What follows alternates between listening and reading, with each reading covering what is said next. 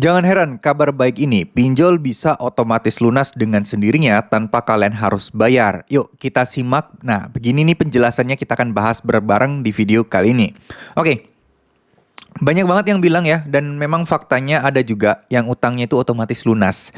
Jadi ya, tapi ini butuh waktu yang cukup lama ya, nggak bisa instan dan memang tidak ada solusi instan yang bisa membuat hutang kita otomatis lunas dan lunas dengan sendirinya. Nggak ada instannya ya. Jadi gini teman-teman, kenapa utang kita bisa lunas, itu ada beberapa macam faktor. Itu ada beberapa hal yang harus kita tak ketahui. Bahwa pada kenyataannya, hutang di aplikasi pinjaman online, itu pasti ada unsur yang namanya pelaporan-pelaporan. Nah, ada juga nasabah-nasabah yang telah meninggal mungkin, sakit, dan gak bisa dihubungin sama sekali. Yang artinya nasabah-nasabah Galbe ini akan menumpuk dan akan menjadi data yang mana ini akan menyulitkan para pinjol ke depannya. Nah, perlu kita ketahui juga, pinjol itu juga kadang mengikuti asuransi. Nggak bisa dibilang semuanya, tapi rata-rata pinjol besar pasti ngikut asuransi. Jadi, ada dua pilihan. Mereka tetap akan mempertahankan nasabah yang gagal bayar ini, tetap nyangkut di mereka, karena orangnya udah nggak bisa dihubungi, orangnya juga entah kemana, dan kemungkinan bayarnya juga kecil sekali. Terus kemudian data ini harus dilaporkan ke OJK dan makin banyak akan memperburuk nilai TKB 90-nya. TKB 90 itu adalah kayak tingkat keberhasilan gitu loh teman-teman ya. Tingkat keberhasilan nasabah yang berhasil membayar ketika total telat bayar itu 90 hari, itu berapa persen? Nah, kalau TKB 90-nya aja itu di bawah 95%, itu udah menjadi lampu kuning tuh ya, menjadi peringatan tuh di sisi OJK-nya. Nah, oleh karena itu jelas pinjol pasti tidak main-main. Makanya kenapa kok 90 hari terakhir itu kok penagihannya itu kok kenceng banget? Ya karena itu, ya mereka ngejar laporan di sana. Nah, sekarang pilihan yang kedua, mereka mengusahakan untuk bisa cair asuransinya dan menghapuskan utang-utang nasabah yang nyangkut tadi. Itu gimana tuh? Nah, jadi mereka tinggal pilihannya di mana.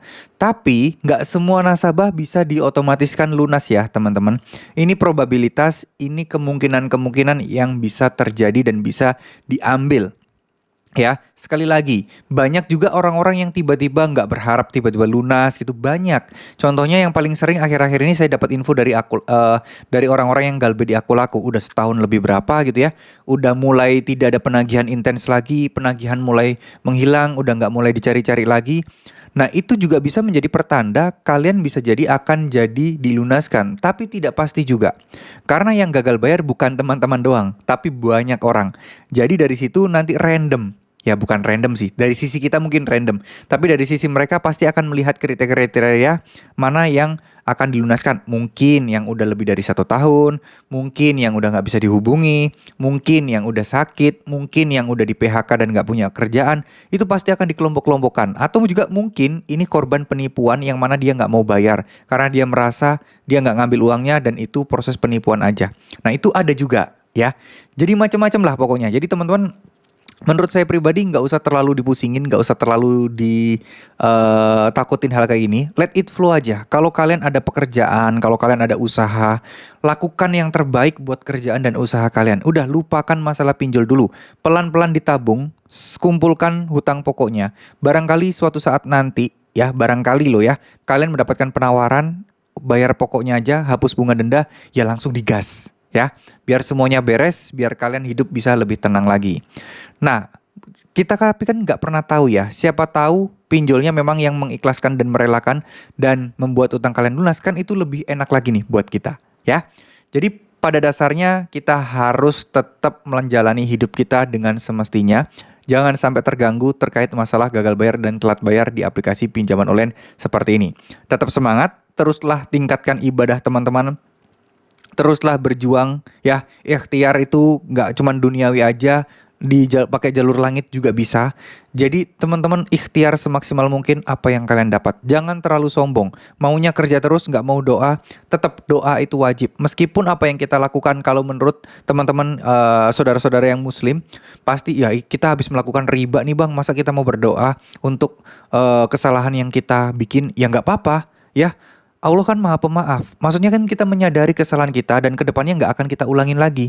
Jadi kan ini pelajaran yang berharga. Jadi jangan gengsi, jangan malu untuk berdoa terkait masalah pinjol kayak gini. Karena yang bisa menyelesaikan masalah pinjol adalah diri kalian. Jadi dibutuhkan mental kalian yang kuat, dibutuhkan tangan kalian yang kuat. Oke? Terima kasih.